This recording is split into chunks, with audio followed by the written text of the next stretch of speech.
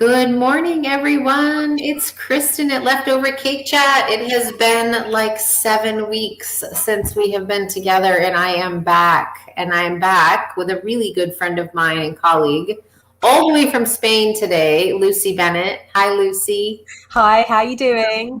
Good. How are you? Yeah, good. It's good to be on, but I just realized I've got my coaching Oh, it's my okay. coaching title and not my wedding planner title on. It's really okay because, there's been a little shift in our, how do I say, I think both of us are probably on the same path where we're really being selective about the weddings that we're taking going forward, given everything that has happened in the last year and a half, but also out supporting other planners and other colleagues in the wedding industry. And so it kind of just works. Yeah, it does. That is it. That's all I had to do for a year and a half was support other people. There were no weddings. Yeah, and that's how we met at the Wedding Business Festival. So it's just great. We met so many other people in the industry, and I think that going forward, we have to support each other. I mean, I don't even know how we all survived the past year and a half. Yeah, completely. Completely. You We're here. We made it through.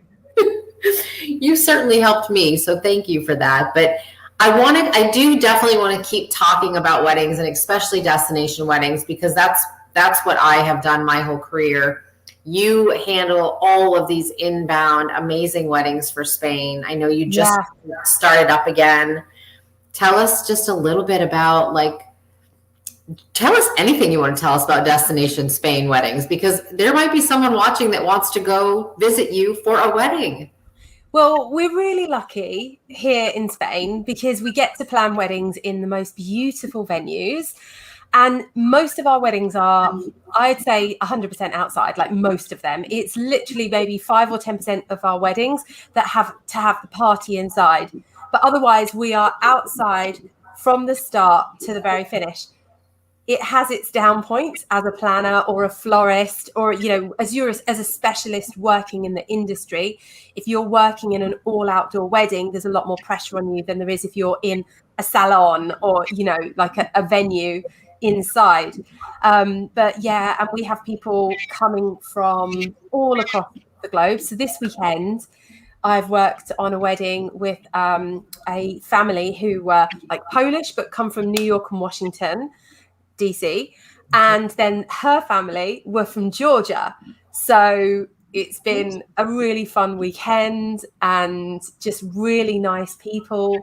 And I just feel so lucky to work with people coming all this way. But the great thing about it is that, people have been able to still come to Spain for their weddings, despite all of the restrictions with COVID, and have these weddings happen. Our weddings have only been smaller, like 80 people, but they could have been 100, 150 people here still. They've been having weddings most of the time, most of COVID, because we can be outside. That's so true. And it's amazing that you have been able to continue to have weddings because really, I guess up until the last few months, we started again in the US. I guess there were some micro weddings, obviously, that happened, but the larger weddings just kind of stopped. So it's been interesting. How did you find, were guests social distancing? Were they wearing masks? It was a combination? A combination, but our weddings have been 100% vaccinated. So everybody at the wedding working and the guests have all been vaccinated. And I think the reason that they've felt so comfortable to travel still is because they were double and sometimes treble vaccinated. All of the older people who were there this week had their third vaccination in the US already. So we have to be careful. I wear a mask all day. The team wear a mask all day. The staff wear masks all day because obviously we know that if somebody who's vaccinated can still contract it. And I just don't want to be the wedding planner that has a COVID wedding. I just don't. I never have done. I never really want to be in that. So we all wear masks so that at least we know that we won't give it to anybody if we're a carrier, because we've obviously been vaccinated, but we can still carry it. So yeah. It's really essential. And, hand gel stations and making sure that everybody kind of is sitting further apart than they normally would. But Yeah. I mean, the reality is when everyone's had a few drinks. Well, it is interesting. It's almost double the seating. Like for some of my clients, they're talking already about, it used to be how many people can we fit at a table, right? And now it's like, how many people can we fit at a table and space out, safely? Yeah. And so we're doubling chairs and doubling tables and doubling linens and doubling centerpieces. So it's very interesting now. Lots more cost, definitely. We have seen that. We've had to space out tables apart from each other, so because you've got a maximum of 8 seated.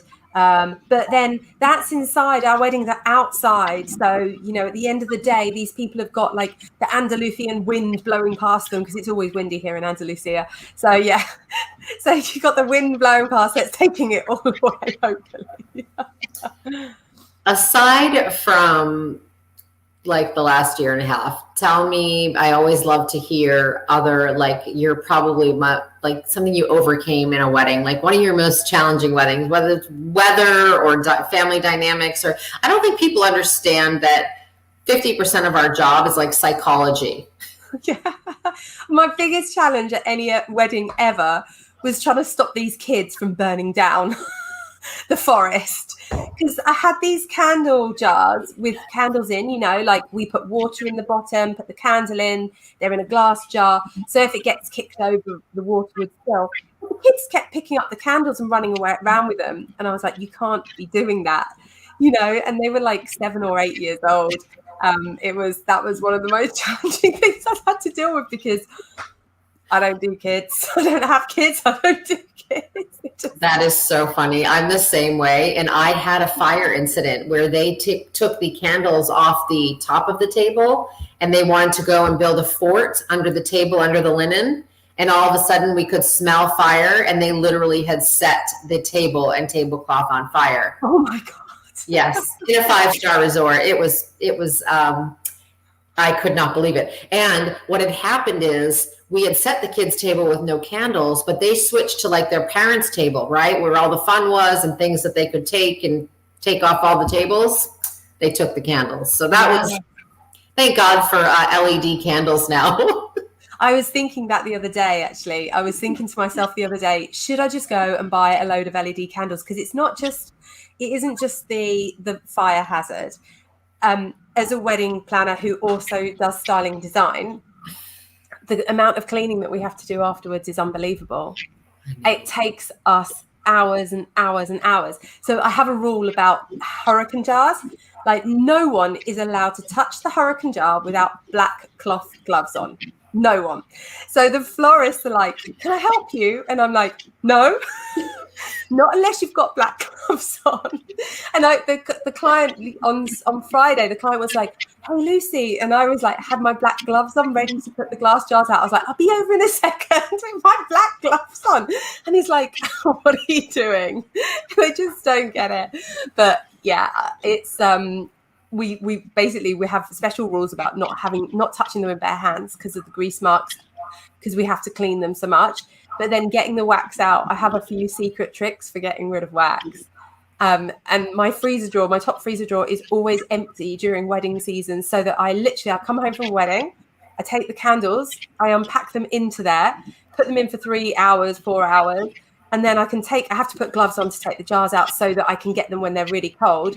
And I literally put them over a bin, and the candle comes flying out because it reduces the size. I've even been doing that this morning. Oh my goodness. See, again, no one really knows what happens behind the scenes, oh my God, no. We spent years trying to work out how to get the wax out of hurricane jars, like years, literally, because they're glass, you can't like stab the wax. But when you've got a candle that's completely melted down and doesn't look very nice anymore, we try and reuse them as much as possible. Like, I don't say to people 100% new candles, because it's so damaging to the environment to be throwing away candles. So we clean them up and make them look nice again, and then we reuse them.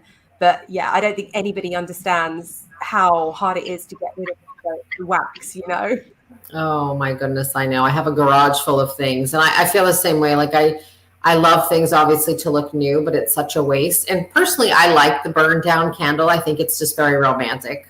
Yeah, it is, definitely. Definitely. So I've been through coaching with you, which, I know has made a huge difference. And that I have the little Airbnb here in Florida, and, really want to let other planners know that are watching or that will watch later. And please hashtag replay so we know that you're watching. We can answer any questions. We're going to do little like planner retreats, here, as well as bride and groom retreats. So part of the reason I wanted Lucy to come on today is because if you are watching and you just need an escape after the last year and a half yourself, someplace to come and rewrite your story, to journal, to do your business plan, you can do that. And we can actually set you up with a virtual session with Lucy, because she does, well, I'm going to let her tell you what she does, but she's an amazing coach and she knows the industry, the wedding industry as well. So Lucy, just talk about that, like a little 1 or 2 hour session when someone's on a 2-day break, clearing their head. That is so important. Well, I mean, let me tell you about my journey a little bit, because I came from the corporate world in London. I worked in London for 17 years before I decided that I couldn't take any more of the rat race, no more of the leaving the house at 8 a.m, getting home at 8 p.m, 5-6 days a week having to work out. And I did events in London, so I also had to do weekends, and it was tough. I loved my last job that I had in London. I didn't love all my jobs, but I loved my last job. I worked at Getty Images, so I used to organize photography and videography for PR events. So working with Lady Gaga and Harrods, Selfridges, all these big brands, Cannes Film Festival, working with different companies to kind of bring in film directors and everything. So I love what I did, but it was killing me. Literally, it was killing me. I was 38. I couldn't take any more. And I said to my partner, why don't we go and try Spain again? Because he was Spanish. We tried it 2 years before. It hadn't worked out for us because we'd come with the intention of getting a job. You can't get a job in Spain. A Spaniard can't get a job in Spain. There's such a high unemployment rate here. It's just impossible, So unless it's in the service industry, So we decided to leave, but this time we had savings. And before we worked out what we were going to do, we came up with a load of ideas, brainstorming, what could we do? We went traveling, we cleared our minds properly, really pulled back our life, sold everything. And then came back in February 2014 and had met a couple who were wedding planners on the Costa del Sol, which is the opposite coast to us. And they were doing really, really well. So I said to Jesus, why don't we do that, but on our coast, in the Cadiz coast, the Atlantic side. So I got started on the 1st of March. On the 1st of April, I launched our website. By June, I had inquiries in, and it took me quite a long time more to actually book a client because I was making certain mistakes along the way. So that was, my first bookings came in October 2014. But within 18 months of that kind of time, I managed to generate 6 figures in income because of the hard work that I put in. And there wasn't any, for me, there was kind of no limit. I was like, right, 20 weddings is 20 weddings was the limit, but it's not, it's not a huge amount. So I kept going till we had the 20 weddings each year. And with that, I reached this target. I didn't really know anything about what I was doing, and it took me years to even recognize what I'd achieved. Anyway, my sister-in-law was very unhappy with what she did. So I said, come and join the business, come and work with us. And she loved flowers, loved working with flowers. So she did some courses and I brought her into our business as our florist in 2017. I completely trained her up on how to be at weddings, how to act at weddings, how to deal with clients and all of those kind of things. So in 2018, I started coaching wedding people how to create a business. And because I'd done so many mistakes myself in the beginning, I knew exactly what they needed to do to create success quickly. Well, quickly. In weddings, I don't think there is quick because you're always working to the next year unless you get a couple of last minute ones in your first year. It's always 12 to 18 months until you've actually got a wedding. But taking decent deposits and stuff like that can keep you going and keeping the income coming in. So from 2018 to the October actually until May this year, I've been coaching wedding people how to have a business. But that coaching has gone from being business coaching to becoming supportive, and now it's more life coaching, hypnotherapy, past life therapy. I use crystals, Reiki, like all of this other stuff as well. And the reason being is that my understanding of us as humans is that, and when you have a business, it's not just about a job, it's about you as a whole. So I need to be treating you as a whole, like every part of you. So that is what I do now. I work still with wedding business people, but I work with other creative people and, other coaches as well. Because a lot of the people I was coaching in the wedding business were creating coaching businesses last year out of the time that they spent out of with COVID. So now I am helping people heal, like from their past, whether that be childhood, adult wounds, or like bullying in the workplace, whatever it might be, to be able to improve their own feelings inside, to be able to then up level in their businesses. Because until we actually heal ourselves, we can't make that big jump. We can't take it to the next level. We might hit 6 figures, but you're never going to hit 7 if you don't heal the wounds that you might be carrying from this life or past lives as well. Right. That's amazing. And I think all of us in the wedding industry or the planner side for certain are empaths, right? So we literally we take on everyone else's feelings. And sometimes I think that we went into this business so that we forget about our own feelings and take on everyone else's feelings. Yeah. So that's why I feel like, I do the retreats for the brides because I know that they're going through a really stressful time and they're trying to live a life that they don't give up when they're planning a wedding. But when we really took a deep look at ourselves the last year and a half, and I feel like so many planners could just use a break, and everyone's like, oh, you've been out of work for a year and a half. You've had a break. No, we have had so much stress and our businesses have just gone so far down. And so that's why I really want to create this space for planners as well. That's a nice idea. I think we really need it. Like people, during COVID, when the wedding industry wasn't supported in any country whatsoever, every other company had furlough or people were paid 60, 80, 100% of their wages. People in the wedding industry had no support. We had to rely on our savings. So we had to, personally, we had to spend all of the savings that we had in order to survive.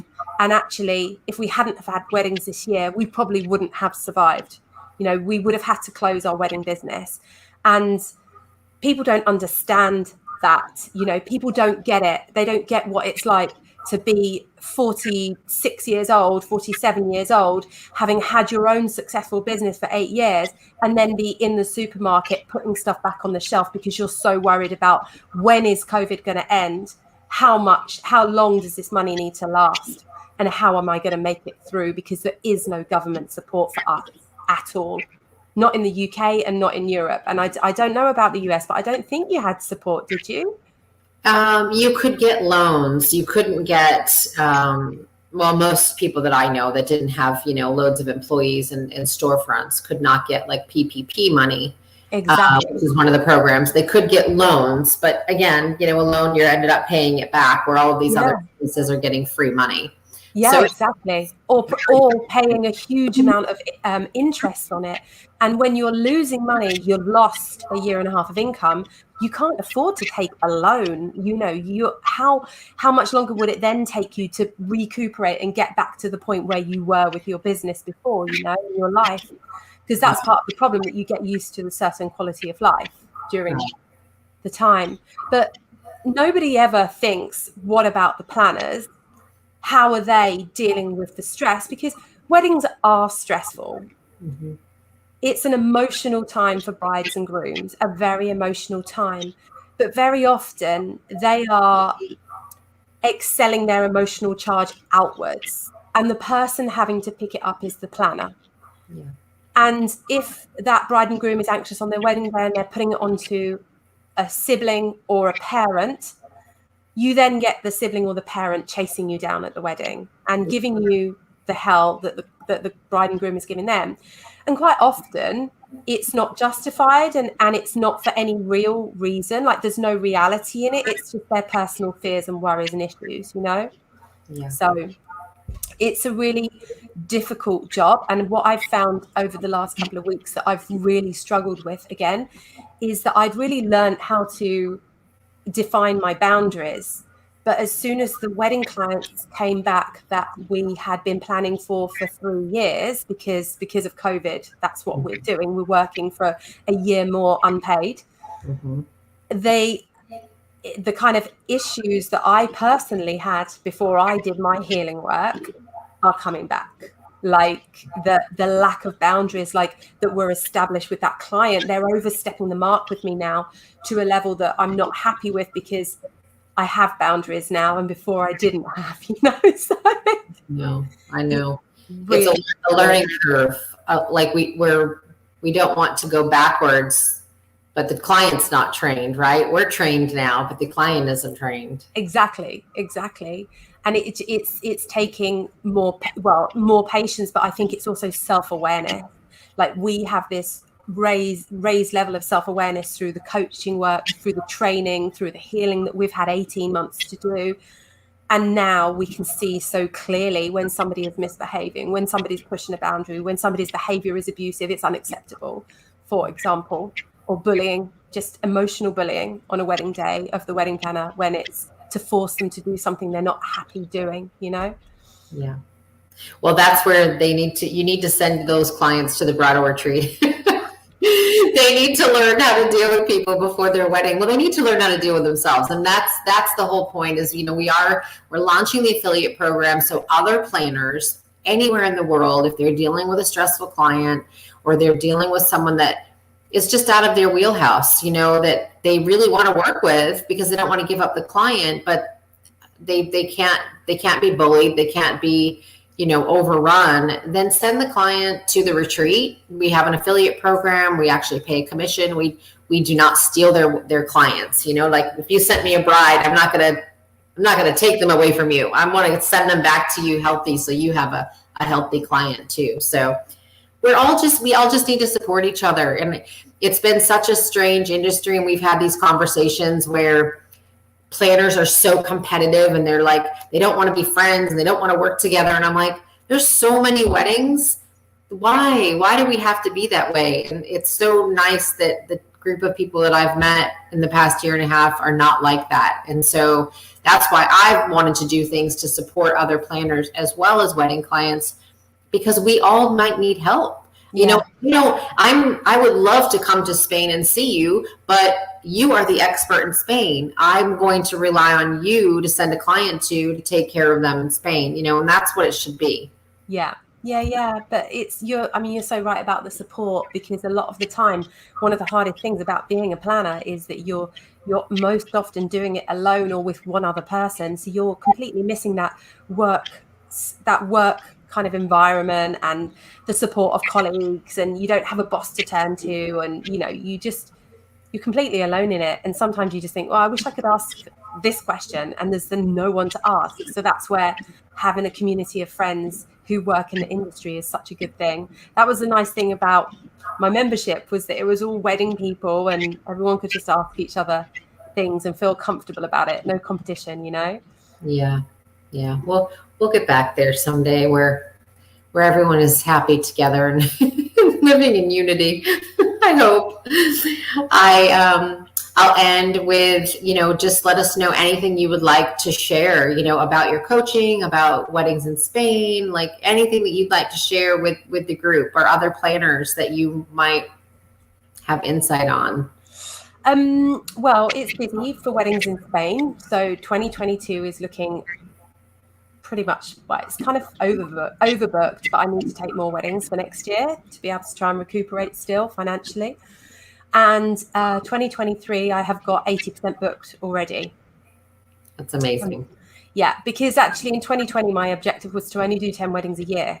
So 2022, I'm going to have to do more to make up. But in 2023, I really want to stick to 10. So yeah, if we're doing 10 weddings, we're 80% booked already, which is amazing. In terms of coaching, earlier this year, I stepped away from coaching only wedding people. I expanded it because I wanted to be able to offer something that was available to many more people. I felt like I didn't want to say no to women because I didn't work in the wedding industry, you know, if they wanted help. So actually, next Monday the 20th of September, I'm launching a challenge. And the challenge is very exciting. It's for the launch of my program, which is called Unleashed and Expanded. And Unleashed and Expanded is this incredible 7-month program which combines one-to-one coaching and group coaching. And the difference between this and other coaching experiences is that it is like the first month is super intense one-to-one to really break through some massive blocks and barriers to propel you forward into like healing other areas. So I work through the chakras, and we heal all of the chakras through the different months. And in each month, we're going to be focusing on a different part of the business in order to start expanding and transforming the business. So in month 2, for example, we work on the offer, the kind of high level offer that they would put out there, taking them all the way through to the final month, which is healing the crown chakra and being fully expanded. So it's kind of like this huge transformation of people, which I'm so excited about. So that starts next week with the challenge. And the challenge is going to be really educational, very involving for people. There's going to be energetic work there. They're going to really feel transformations and see transformations in their life and business within that first week. It's going to be very deep coaching. So yeah, it's very exciting. I've been working on it for months. That's amazing. Please share that link with me so that I can put it in the group and in here so that anyone that is interested in Lucy's challenge and to learn more about this can do that. And Lucy, I always love talking with you. Thank you. You were on the journey with me while I was birthing Hip Betty, which is my product spotlight this week, which is another tool that I have created to support and help other planners. If you don't know about Hip Betty, you can look at our website or hipbetty.com. It is the planner's bag emergency kit that you actually wear. So when you are running around helping all of these people at weddings, you don't have to be lugging luggage. It's now with you. So that's all. Thanks so much for joining me from Spain. Go back to enjoying your Sunday afternoon, and I look forward to talking to you later this week. Okay, my darling, I can't wait to see you later this week. Bye-bye. Bye. Thank you. Bye. Bye.